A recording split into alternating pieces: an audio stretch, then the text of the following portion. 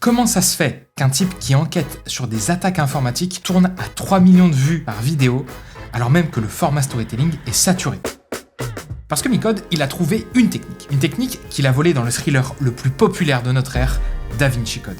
J'ai réalisé ça parce que j'ai décortiqué tous les scripts de Micode depuis 2 ans. Pas à scraper vite fait avec ChatGPT. Je les ai tous relus mot par mot. Jusqu'à trouver, comment on pourrait dire, la recette originale de la sauce Micode. Cette recette est d'autant plus importante que le storytelling est plus menacé que jamais. Il y a déjà 2 ans, The Great Review lui-même avait annoncé la mort de son format dans le gaming. Mais alors, si Micode a pu prendre une énorme avance sur tous les meilleurs storytellers sans même être reconnu pour ça, qu'est-ce qu'il a trouvé de si incroyable? Et surtout, comment on a tous pu passer à côté? Ça, c'est pas notre ami secret de Monteur Pro qui va nous le dire. Désolé Cyril, mais dans ton analyse, tu t'es même fait avoir à mon avis. Niveau montage, je mets 18 sur 20, 19 sur 20, 20 sur 20, on s'en fout, c'est pareil. Alors moi, j'ai pas fait d'école de cinéma ou de montage. Je connais même pas tous les noms des techniques de storytelling. Par contre, tu trouveras pas quelqu'un de plus passionné que moi à comprendre comment les histoires nous captivent vraiment. Alors, Micode est peut-être en train de prendre 2 ans d'avance sur tout YouTube, mais on va voir comment le rattraper. Quand on parle du succès de Micode, il y a un élément qui revient fréquemment sur la table, et ça tombe bien, c'est toujours celui qu'un créateur se pose en premier, le choix des sujets. On se dit que Micode cartonne parce qu'il choisit particulièrement bien ses sujets. Sauf que ce raisonnement est juste assez vrai pour être particulièrement dangereux. Effectivement, Micode, ou disons Michael pour les intimes, choisit très bien ses sujets. C'est d'ailleurs justement ce que The Great Review avait pointé avant tout le monde dans une interview.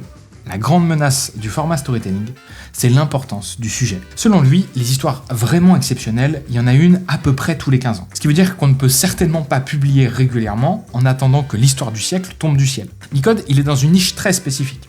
Et dans cette niche, il est le seul à être à ce niveau d'audience. Alors, si c'est une véritable guerre dans le milieu du gaming, dans le milieu de la tech, c'est un Eldorado. Le créateur le plus proche, c'est peut-être Léo Duff, sauf que Léo Duff fait en moyenne 500 000 vues par vidéo, ce qui est déjà très bien, sauf que c'est 6 fois moins que Micode, alors que le choix des sujets de Léo paraissent beaucoup plus grand public. Ce qui veut dire que Micode a le monopole sur les meilleurs sujets disponibles. Personne d'autre ne les a traités avant lui, et même aujourd'hui, personne n'a la portée pour les traiter à son échelle. Donc il s'est donné pour véritable mission de faire un format storytelling sur tous les meilleurs sujets disponibles, dans ce qui se rapproche de près ou de loin d'une attaque informatique ou d'un hacking.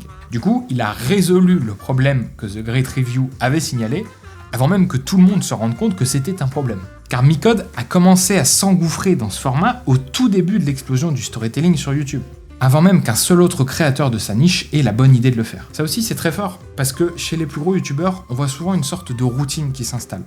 Nota Bene, par exemple, avec tout le respect que j'ai pour son travail, fait le même format depuis des années sans jamais le remettre en question. Micode, lui, alors que les performances de sa chaîne étaient déjà au top, il a vu l'opportunité et il s'y est engouffré. Mais alors, qu'est-ce qui se passe si quelqu'un d'autre traite ton merveilleux sujet avant toi? C'est la hantise de tout créateur de contenu. Se faire voler un sujet sur lequel on travaille depuis des semaines. Et justement, pour Micode, ça s'est produit. Quand il prépare sa vidéo sur Stuxnet, Sylvain sort une vidéo sur le même sujet. C'est une catastrophe. Des semaines de travail qui partent directement à la poubelle. Mais Michael décide de ne pas changer ses plans. Il sort sa vidéo avec un angle radicalement différent, et à nouveau, cette vidéo sera un carton. Ce qui prouve bien, chers amis, que le choix des sujets est important, mais que le secret de sa recette n'est pas là où on le cherche. Alors, la deuxième solution, c'est celle qui paraît la plus évidente lorsqu'on regarde ces vidéos. Micode écrit extrêmement bien. Mais en fait, c'est faux. Sur le fond, ces vidéos sont extrêmement bien construites. Mais au niveau du hook, la partie la plus importante d'un script, il fait quelque chose que je recommanderais à aucun petit créateur. Et c'est précisément là que la plupart des gens se trompent lorsqu'ils analysent Micode. Pour comprendre pourquoi, il faut d'abord qu'on comprenne qu'est-ce que c'est qu'un bon hook. Quand un spectateur lance une vidéo, il passe un contrat avec le créateur. Il a cliqué parce qu'il a eu un intérêt, et il s'attend à ce que cet intérêt soit honoré. Le boulot du créateur, c'est de répondre à cette promesse tout en créant le maximum d'enjeux, d'émotions et d'attentes autour de la réponse. Pas simplement honorer la promesse, mais la rendre irrésistible. C'est donc évidemment pas ça du coup, mais juste pour l'exemple, si je vous avais dit c'est quoi le secret de la sauce Micode, c'est le choix de ses sujets, j'ai marqué une promesse, mais comme il n'y a aucun enjeu, vous êtes complètement désintéressé et vous n'avez donc aucun intérêt à m'écouter bavarder avec vous. Maintenant, où commence véritablement ce contrat sur YouTube ? Sur YouTube, le véritable hook, c'est le packaging. Donc le titre et la miniature. Là où beaucoup de créateurs se trompent encore, c'est qu'en fait, le spectateur a déjà signé le contrat avant de lancer la vidéo. Ce qui veut dire que ça sert à rien de reformuler directement le titre et la miniature lors de la première minute. Parce que la première minute, c'est pas le hook. Le hook, il a déjà eu lieu. Votre mission, à ce moment-là, c'est de tout faire pour créer de l'enjeu naturel, en expliquant au spectateur que, oui, il s'est pas trompé lorsqu'il a signé ce contrat avec vous. Ce qu'il a amené ici est véritablement très intéressant. À vous maintenant de prouver pourquoi ça l'est plus encore que ce qu'il imagine déjà. Et c'est justement là que je suis pas fan de la technique de Micode. Micode, lui, il utilise une technique sur laquelle je suis tombé pour préparer cette vidéo, qui s'appelle la méthode HIVE, Hook, Introduction, Value, End Screen. C'est une méthode américaine qui a des atouts réels et que beaucoup de créateurs encensent sur YouTube, sauf qu'elle a un défaut majeur justement sur YouTube. Elle crée 2 introductions, un hook, puis une intro du sujet. Et seulement à ce moment-là, on rentre dans la matière du script. Et ça peut donner l'impression de traîner un peu en longueur avant de rentrer dans le cœur de la vidéo. Et Micode assume un peu trop ce choix à mon goût. Dans son hook, il donne énormément d'informations sur les enjeux, les chiffres, ce par quoi on va passer et jusqu'où la vidéo va nous emmener. Pendant près de 24 heures, 10 000 policiers vont mener des arrestations simultanées partout dans le monde. C'est la plus grande opération policière jamais réalisée en une journée. Il s'appelait Maximilian Rifkin. C'était un trafiquant originaire du sud de la Suède. Dans le milieu, tout le monde l'appelle Microsoft.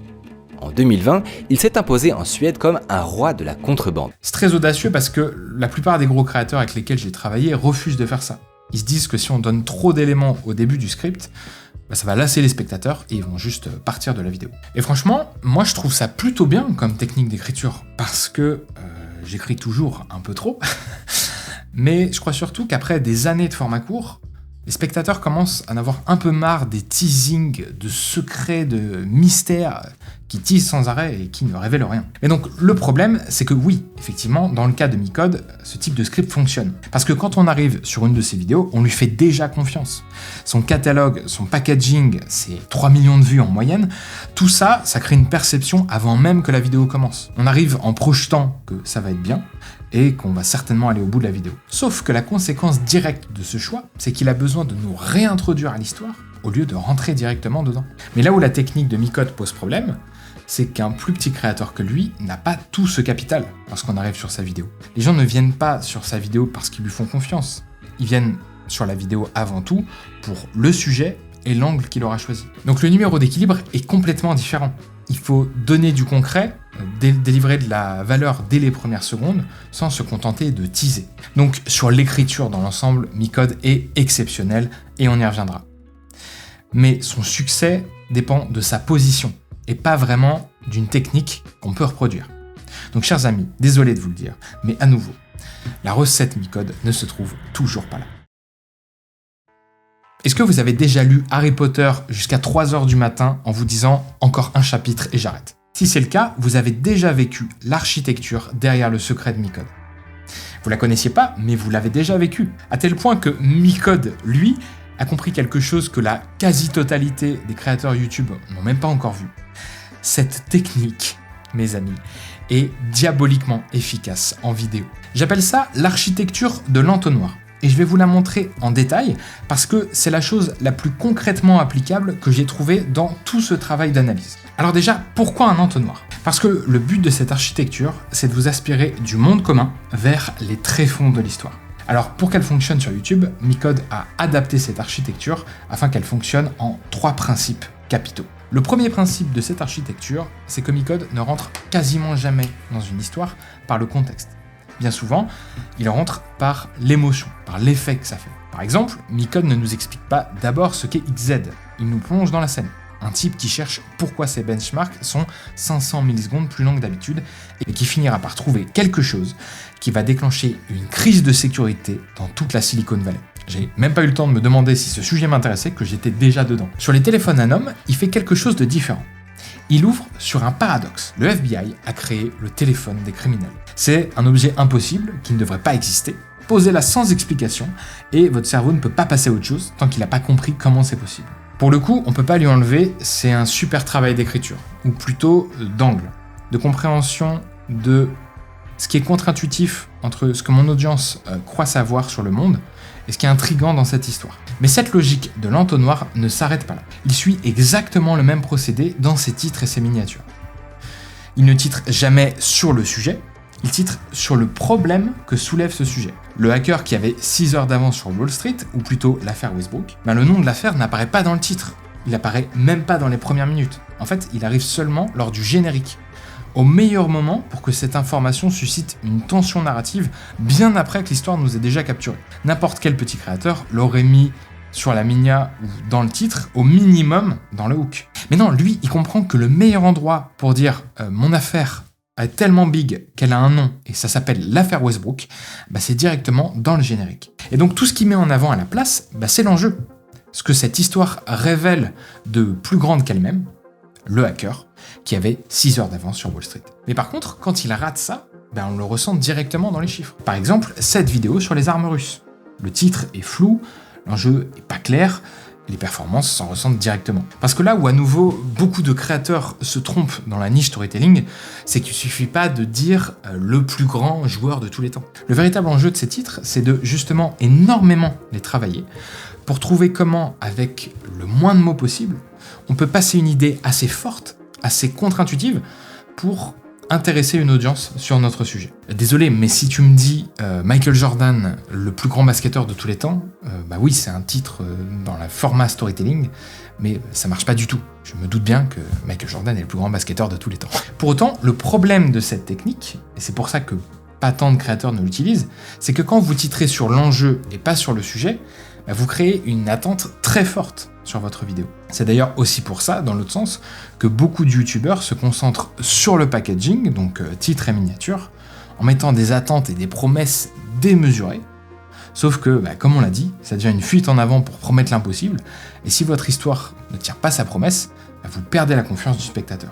Micode, lui, trouve quasiment tout le temps la fine ligne entre angle et sujet fort, sans tomber dans le putaclic trop vindicatif qui serait contre son caractère et sa ligne éditoriale. À mon avis, c'est même encore un petit peu timide, mais ça colle bien avec l'image qu'on a de Micode. Et d'ailleurs, même dans sa fréquence de publication, je vous avoue que je pense qu'il a beaucoup plus de vidéos que ça sous le coude. Mais sortir plus de vidéos ne correspondrait pas à la perception qu'on a de la vidéo qu'on va regarder. Vous attendez une vidéo de Micode un peu comme vous attendez un film. Et cette attente, elle se construit aussi avec la rareté. Maintenant, troisième et dernier principe de l'entonnoir, l'histoire.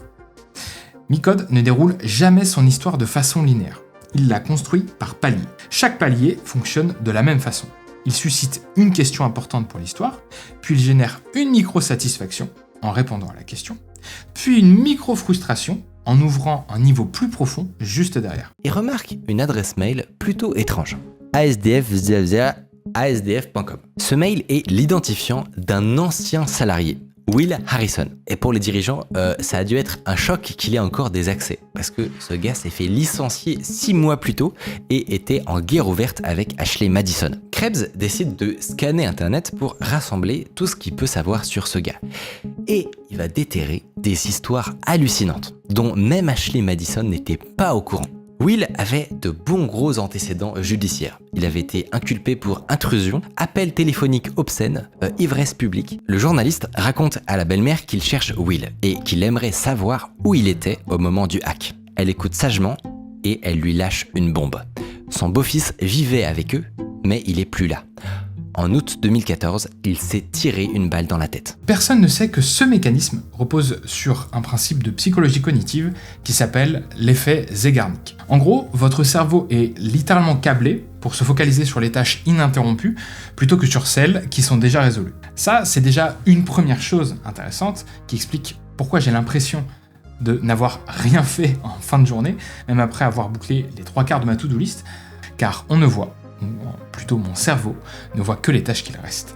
Et la transcription directe de cet effet cognitif dans la narration, ça fait qu'on a une résistance énorme à lâcher notre histoire en cours avant qu'elle ait résolu les enjeux narratifs qu'elle a soulevés. Mais ce qu'il y a de vraiment intéressant, c'est quand on pousse un peu le truc. Parce que du coup, une fois qu'on commence une tâche même toute petite, Dans le même temps, il y a une puissante motivation intrinsèque qui se déclenche dans notre cerveau pour aller au bout de cette tâche. En gros, si tu n'as pas fait la vaisselle depuis 3 jours, lorsque tu te décides enfin à le faire, tu as soudainement une envie absolue que toute la vaisselle soit absolument nickel. Donc lorsqu'on transpose ça à la manière de raconter une histoire, on comprend tout de suite l'intérêt de faire des open loops, donc des boucles narratives. Mais ce qu'on dit pas assez, je trouve, c'est aussi de surtout commencer à les résoudre petit à petit pour recréer cet effet de « Putain, mais j'ai vraiment envie qu'elle soit nickel cette vaisselle, et je ne partirai pas tant que ce sera pas le cas. » Ce que vous ressentez quand vous êtes dans cet entonnoir, c'est quelque chose entre la satisfaction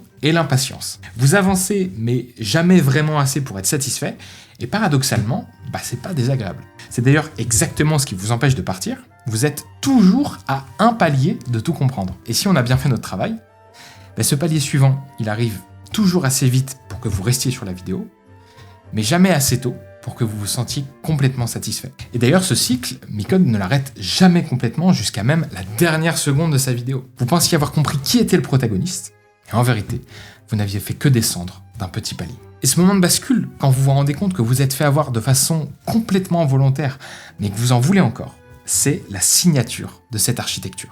Et il y a un nom pour tout ça. Un nom qui ne vient pas de YouTube, mais d'un auteur qui a compris, avant tout le monde, comment construire cette sensation chez un lecteur, jusqu'à ce qu'il lui soit physiquement impossible de s'arrêter. Dan Brown. Dan Brown, c'est l'auteur du livre le plus vendu du XXIe siècle, Da Vinci Code. Très largement décrié par l'élite de la littérature, mais incroyablement encensé par le public. Et s'il a réussi à être aussi populaire, ce cher Dan Brown, c'est peut-être parce qu'il a réussi, comme personne avant lui, à exploiter plusieurs techniques d'écriture. Techniques, d'ailleurs, dont Micode va s'inspirer dans son travail. Et la première d'entre elles, c'est ce fameux principe de l'entonnoir. Une technique capitale pour n'importe qui veut s'inspirer des récits les plus captivants qui existent, les thrillers. Si le roman policier cherche à résoudre et le drame à émouvoir, le thriller, lui, n'a qu'un seul objectif, vous captiver au point qu'il soit inimaginable de quitter cette histoire. Pour optimiser ça, Dan Brown a lui repoussé mon principe de l'entonnoir pour l'emmener beaucoup plus loin, jusqu'à ce qu'elle devienne sa fameuse architecture. Architecture au joli nom des 3 C. Contract, Clock, Crucible. À nouveau, navré pour mon anglais.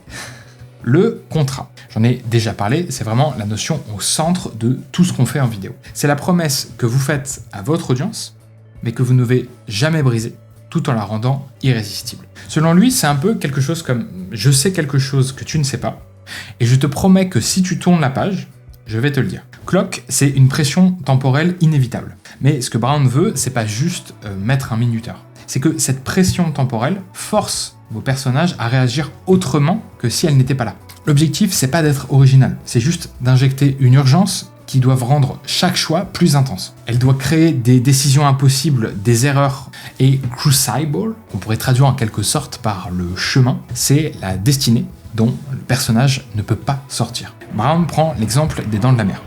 Ils sont en train de couler, le requin est là, mais ils n'ont pas le choix. Ils n'ont qu'un seul chemin pour s'en sortir, chemin qui est plein d'obstacles et de galères, mais c'est le seul envisageable. Car ce qui est important, c'est que chaque obstacle soit plus dur que le précédent. Car si ça simplifie, le spectateur décroche. Alors qu'on ne l'aime ou pas, ces mécaniques sont au cœur du succès des plus grands thrillers de notre époque. Prenons un des meilleurs réalisateurs actuels, Christopher Nolan. Dans Inception, le contrat est posé dès la première scène. Est-ce que Cobb va rentrer chez lui et revoir ses enfants ? Tout le reste du film nous pousse vers la résolution de cette promesse. La cloque, dans Inception, c'est ce qu'ils appellent le kick. Ils ont un temps limité à chaque niveau de rêve avant que tout s'effondre. Et ce compte à rebours se multiplie à chaque niveau supplémentaire. Et le Crucible est aussi excellent dans Inception. Cobb doit réussir la mission, sans quoi il ne reverra jamais ses enfants. Mais à chaque niveau de rêve, le piège se referme un peu plus. Si quelqu'un meurt sans le kick prévu, c'est la mort et pas de retour possible. Donc un seul chemin est possible, de plus en plus impraticable, mais inévitable. Et je sais pas si vous l'avez réalisé, mais il n'y a pas vraiment de spoiler dans ce que je viens de dire. Au contraire, c'est des choses qui peuvent être dressées dès le début de la conception d'une histoire, et qui, je trouve, donnent beaucoup plus envie de découvrir cette histoire que d'avoir la sensation d'en avoir été spoilé. Alors certes, cette architecture, si vous l'appliquez, vous met déjà très loin devant la majorité de ce qui se fait sur YouTube. Parce que, à sa manière et avec ses moyens, c'est déjà ce qu'a réussi à reproduire Micode. Mais ce que j'ai mis plus de temps à comprendre, c'est que, aussi belle soit-elle, Cette architecture ne résout pas pour autant tout le problème. D'ailleurs, depuis que ce type de framework commence à circuler, j'ai vu quelques créateurs commencer à l'appliquer. Et honnêtement, on se rend assez vite qu'en fait, il manque quelque chose. Parce que, soyons honnêtes, de nos jours, on ne manque vraiment pas de gens qui créent du contenu à la fois original et bien structuré sur YouTube. Mais ce fameux entonnoir reste un cadre. Et s'il est vide, même le plus joli des cadres n'intéresse personne. Ce qui compte, c'est ce qu'on y met dedans. Comme me l'a dit Sylvain du coin des youtubeurs, de 0 à 50 000 abonnés, c'est les sujets et l'angle qui font la différence. Puis jusqu'à 500 000, c'est l'écriture. Donc là, normalement, c'est le moment où vous vous abonnez. Et à ce moment-là, le montage prend une vraie importance. Alors du coup, la question devient évidente. Si Micode a les meilleurs sujets et que son écriture est solide, est-ce que c'est le montage son véritable avantage? Eh bien justement, ça tombe bien, puisque le boss du montage a déjà fait une analyse sur la question. Et donc, je m'excuse par avance, mais il va falloir que je démonte Secret de Monteur Pro. Cher Cyril, et je dis ça avec tout le respect que j'ai pour ce que tu fais, je pense que Micode t'a piégé. En tout cas, sur un truc. Dans ta vidéo sur Micode, tu notes 2 fois qu'il laisse une respiration. Le service n'était pas pris au sérieux, sauf que la guerre va changer la donne. Au bout de quelques mois, Là, il y a à nouveau le truc de la respiration. va changer la donne. Là, on le voit très clairement, parce qu'il fait vraiment une grande inspiration avant qu'il y ait le plan de coupe. Il aurait fallu mettre le plan de coupe avant qu'on le voit respirer. Sur le face cam, où on voit qu'il s'apprête à parler à nouveau, puis on met un plan d'illustration, bon bah voilà, faut pas qu'on voit la respiration, faut pas qu'on voit qu'il s'apprête à reparler. Si on lit cette vidéo comme un monteur, c'est effectivement exactement ce qu'on voit. Sauf que si on lit cette vidéo comme un narrateur, ces 2 respirations veulent dire tout à fait autre chose. Micode a construit un personnage. Et ce personnage, c'est lui. Je m'explique. Micode, c'est quelqu'un de réservé, d'assez confidentiel. Pas hyper extraverti, mais qui a une histoire de fou à vous raconter. Pas vraiment quelqu'un que je vois monter sur scène, mais plutôt ton pote au bar qui te dit « Mec, faut que je te raconte un truc de ouf ». Sauf que le truc en question est tellement dingue que c'est une histoire de film. Mais si votre pote n'a jamais entendu parler de Anom ou de Stuxnet, comment lui raconter cette histoire de dingue? D'abord, Micode fait ce que Dr Nozman pourrait faire en science. Il part du principe que vous ne savez pas, sans jamais vous faire ressentir que vous ne savez pas. Il explique simplement juste ce qu'il faut, sans que vous ayez à demander. Sauf qu'au-delà de la vulgarisation, il y a une structure narrative ultra efficace, digne de The Great Review. Mais quand vous regardez The Great Review, vous voyez évidemment que tout est pensé pour le storytelling. La voix, le rythme, la construction, ce gars vit pour ça. Alors que chez Micode, la structure est là, mais elle disparaît complètement derrière le personnage. Un peu comme ce que ferait Ego. Sauf qu'il nous manque un élément. The Element, qui expliquerait pourquoi notre cher Cyril s'est peut-être trompé. Parce que pour que cette histoire de malade hyper bien vulgarisée semble assez naturelle pour que vous vous disiez jamais que Micode fait partie des meilleurs storytellers de YouTube, il nous manque le dernier ingrédient, la sympathie. Je vous l'avais dit, exactement à la manière de Seb, Micode fait tout pour raconter son histoire comme à un pote. Sauf que je t'arrête tout de suite, mon petit pote. C'est pas du tout avoir l'air sympa ou gentil. C'est des techniques d'écriture que j'ai jamais vues ailleurs sur YouTube. Déjà, il ne raconte jamais ses histoires de l'extérieur. Il raconte toujours depuis l'intérieur des personnages. Laissez-moi vous présenter notre premier protagoniste, Andrés Freund. Il est ingénieur chez Microsoft. Fin mars dernier, il fait des tests de performance de l'outil sur lequel il travaille. Il observe un petit délai inhabituel dans un processus normalement très bien rodé. Alors, il mesure. Et il s'aperçoit qu'il y a un délai de 500 millisecondes exactement. Personne dans ces histoires ne se lève le matin en se disant « Aujourd'hui, je vais changer le monde ». Et c'est précisément pour ça qu'on les croit. Le héros malgré lui, c'est le personnage le plus crédible qui soit, parce que lui-même n'a pas conscience qu'il est le héros de l'histoire. Sauf que Micode ne vous contente pas de dire ce que les personnages font, il vous dit ce qu'ils ressentent. Lascolin est le seul à pouvoir faire ce travail. C'est le créateur et le mainteneur principal du projet. Mais après 20 ans à le faire quasiment bénévolement, Lascolin est crevé. Micode l'a construit parce que sans cet état intérieur, on ne comprend pas pourquoi Las a accepté l'aide de Jatan. Et si on ne comprend pas cette décision, on ne comprend pas la faille. L'état intérieur explique toujours la décision. Puis la décision nous emmène à la chute. Donc Micode va jusqu'à exprimer les émotions de ses personnages à leur place, alors même qu'il n'en sait rien, juste pour vous faire vivre l'histoire. Que vous mettiez à la place de ces personnages avec qui vous partagez a priori pas grand-chose. Et même quand le sujet devient trop technique pour rester dans l'intériorisation du personnage, il ne simplifie pas. Il vulgarise. Non seulement Jiatan s'est infiltré pendant plus de 2 ans pour mettre à bien son attaque, mais en plus elle est extrêmement bien pensée d'un point de vue technique. Pour ça, il va imaginer un système complexe à 3 étages. Du code malicieux compilé et caché dans un fichier corrompu déguisé comme un fichier de test. Au moment de la compilation, une macro en modifie certains octets pour le réparer et en extrait un script qui va lui-même récupérer un bout d'un autre fichier, le déchiffrer et l'ajouter au fichier compilé final. C'est génial. Et donc, Micode passe constamment de l'action de ses personnages à leur ressenti émotionnel, puis à la vulgarisation des termes de son sujet. Un mois plus tard, Sacha retrouve un ami sur un pont de Stockholm. Ce dernier l'a invité à fêter son anniversaire avec un 3e copain. Et soudain, au milieu du chemin, un de ses 2 amis sort un flingue et lui tire dessus à bout portant. Tout avait été préparé sur Anom. Tout avait transité sur les serveurs de Lituanie et de San Diego, mais le FBI n'avait rien vu. En fait, les Américains n'arrivent plus à suivre le rythme. Il y a maintenant des millions de messages qui leur parviennent en néerlandais, en allemand et en suédois, souvent dans un argot particulier, et ils n'ont pas les capacités de traduction. Donc, ils vont partager la boule de cristal avec les 3 pays, mais à 2 conditions assez intéressantes. D'abord, ils auront interdiction d'utiliser les infos comme preuve dans des enquêtes. Pourquoi ? Parce que s'ils font ça, ils devront dire la vérité sur un homme. Ensuite, ils doivent prendre le relais du FBI sur les meurtres et les sortir de cette situation.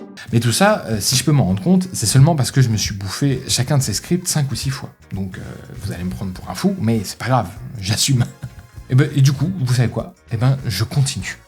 La première chose que j'ai remarqué, c'est dans sa façon de couper ses phrases à l'oral. Par exemple, dans son script, il écrit probablement « c'est qu'à ce stade ». Mais à l'oral, il dit « c'est que à ce stade ». Le truc, c'est qu'à ce stade, ils ont absolument plus le choix. C'est certes une grosse erreur de français, mais c'est surtout une décision consciente ou pas, pour pas sonner comme quelqu'un qui récite son texte. Il parle comme quelqu'un qui cherche encore ses mots, parce que, je le rappelle, mais c'est ton pote au bar. La deuxième merveilleuse construction qui n'est pas vraiment orthodoxe fonctionne exactement pour ça. Quand il avance avec nous dans l'histoire, quand il est dans la tension, dans l'émotion, il dit toujours « machin et bidule, ils ont truc-muche », au lieu de « machin et bidule ont truc-muche ». C'est une aberration qui marche super bien à l'oral, et ça nous donne surtout la sensation qu'il est aussi excité que nous, qu'il court après son histoire en même temps qu'il nous la raconte. En gros, on avance ensemble. Mais quand il bascule sur une révélation qui s'est vraiment passée à un moment donné, mais que vous ne le savez pas encore, eh bien là, il ralentit. Il se pose, et seulement là, il dit « machin et bidule, on truc-muche ». Donc Bogdanos, il y va pas par 4 chemins, il leur envoie une réquisition judiciaire, où il leur somme de lui envoyer tous les documents liés à l'acquisition du sarcophage. Chez le maître, ils jouent les gens outrés, mais ils obtempèrent. Ils se pensent au-dessus de tout soupçon, parce qu'ils sont sûrs que le sarcophage n'est pas une pièce volée, et qu'ils en ont la preuve. Ils avaient pris 2 ans pour tout vérifier, et tout était parfaitement en règle. Et de fait, quand Bogdanos regarde, tout a l'air en ordre. Pire que ça, la documentation contredit complètement le scénario de son informateur. Je sais pas si vous réalisez à quel point tout ça mis bout à bout joue sur notre appréciation d'une vidéo. Parce que The Great Review le montre trop bien. T'as pas besoin d'un excellent montage pour faire une très bonne vidéo. Et surtout, ça ne pourra jamais sauver une histoire trop faible. Parce que si ton histoire est pourrie, t'as beau faire le meilleur des montages, ça sert à rien. Mais ça, les monteurs ne vous le diront pas. Parce que, c'est pas leur job en fait. Eux, leur job, c'est de faire la meilleure vidéo possible avec ce qu'on leur donne. Et il n'y a aucune animosité dans ma phrase, c'est juste leur travail.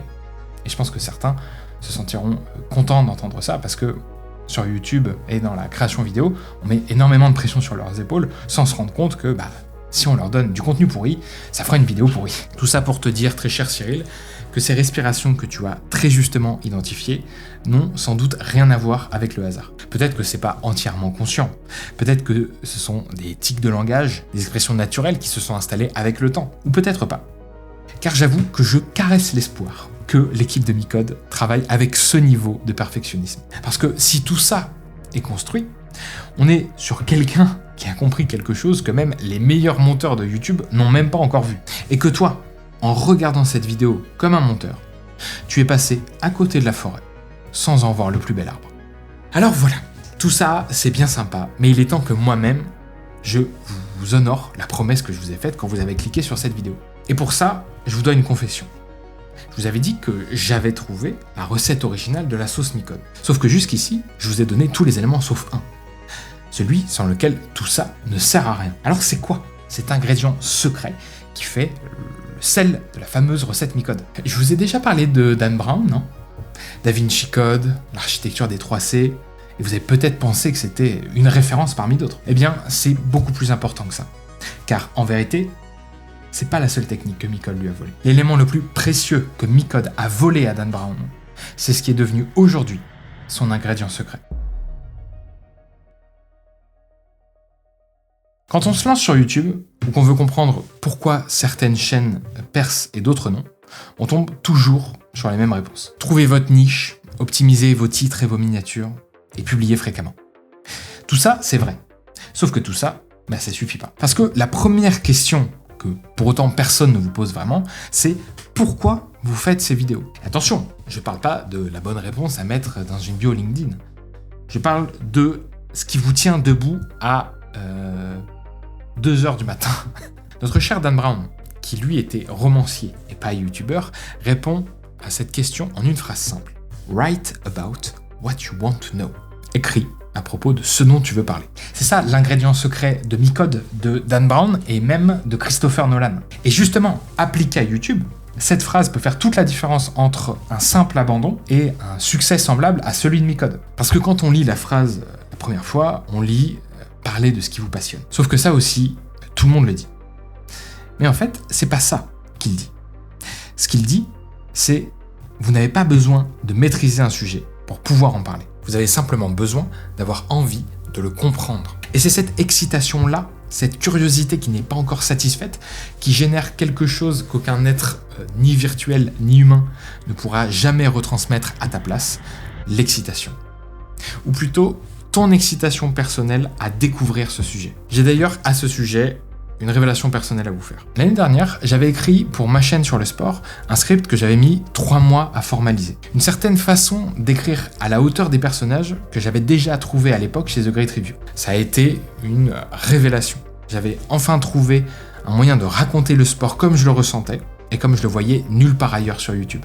C'est devenu instantanément ma vidéo préférée, mais depuis, j'ai jamais réussi à refaire une vidéo similaire sans prévoir d'y passer 3 mois. Et puis, je suis tombé sur les enquêtes de Micode. J'ai réalisé qu'il faisait exactement ça, mais en mieux et de manière systématique. Donc depuis quelques temps, j'ai trouvé la manière de faire pareil, et ça m'a redonné une excitation incroyable à créer du contenu sur cette chaîne. Et en allant plus loin, si on reprend l'exemple de notre cher Christopher Nolan, lui aussi, film après film, s'intéresse aux mêmes questionnements sur le temps, la mémoire, l'identité, peut-être d'autres encore. Mais en tout cas, il n'explore jamais le même univers. Il n'est pas spécialiste de voyages spatiaux, pas plus qu'il est expert des rêves ou de la physique quantique. Il se plonge dans des mondes qu'il ne maîtrise pas. Et c'est précisément pour ça qu'il veut les faire. Parce que ces univers traitent de sujets qui le passionnent, mais qui suscitent en même temps cette excitation de ne pas encore les maîtriser complètement. C'est exactement pour ça que Micode parle d'attaque informatique. Pas parce que c'est une bonne niche ou que le format storytelling est populaire en ce moment. Parce qu'il ressent de la passion à comprendre comment ces sujets fonctionnent, alors même qu'il n'en a pas la réponse. Et ça, vous le ressentez dans chacune de ses vidéos. C'est pas quelqu'un qui récite un dossier, c'est quelqu'un qui redécouvre son enquête en vous la racontant, qui partage toute l'excitation que ça lui a procuré de la découvrir, alors même qu'il l'ignorait. Au point, c'est vrai, de laisser quelques respirations.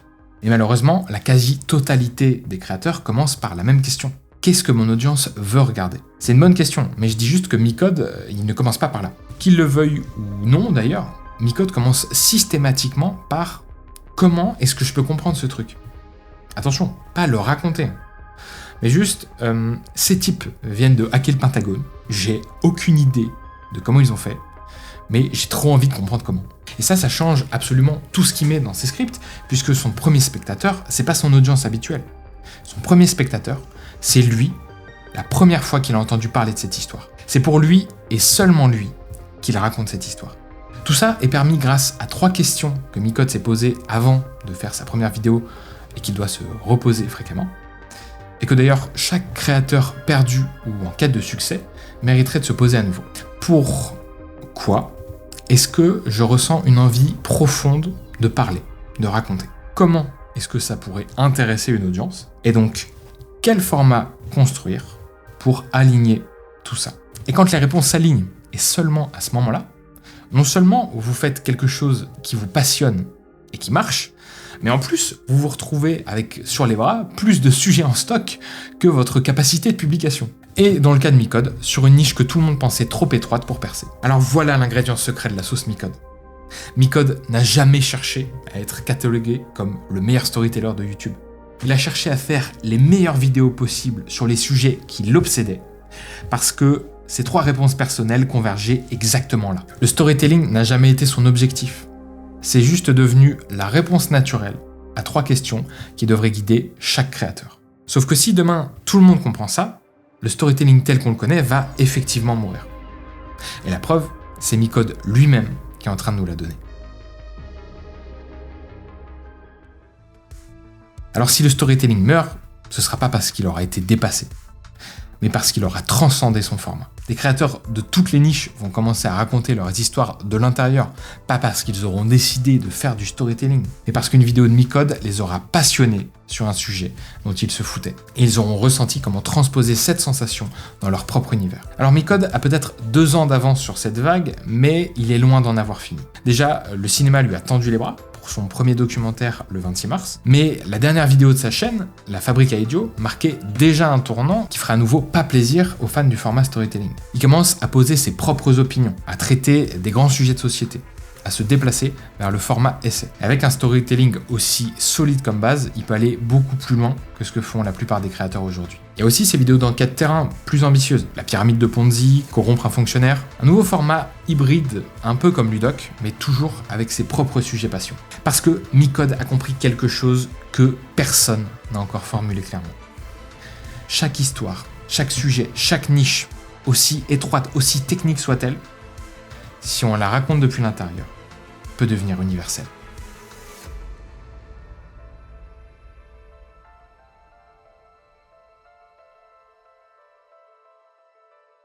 Alors bon, si vous faites tout ça à la fois, vous ferez 3 millions de vues à chaque vidéo, et bravo, je vous souhaite bon courage.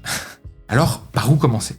Ça tombe bien, c'est exactement à cette question que cette chaîne va répondre. S'intéresser au script, au cinéma, aux vidéos qui nous passionnent. Comprendre comment bien raconter une histoire pour bien raconter les nôtres. Ah ouais. Donc, abonnez-vous, s'il vous plaît. Voilà, attends. C'est bon ? Ok. Comme vous l'avez remarqué, c'est la première vidéo de Storycraft, donc j'en ai pas vraiment d'autres à vous proposer pour l'instant. Si j'en ai fait d'autres entre-temps, voilà, elle est là. Donc allez-y, je sais pas trop sur quoi ce sera, mais sans doute que ce sera cool.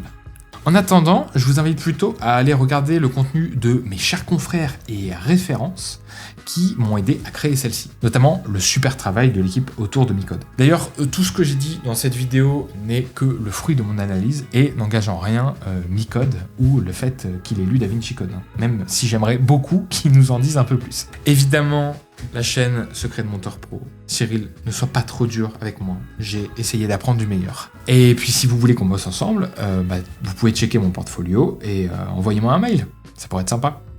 Vous retrouverez tout ça en description. Et je vous dis à la prochaine.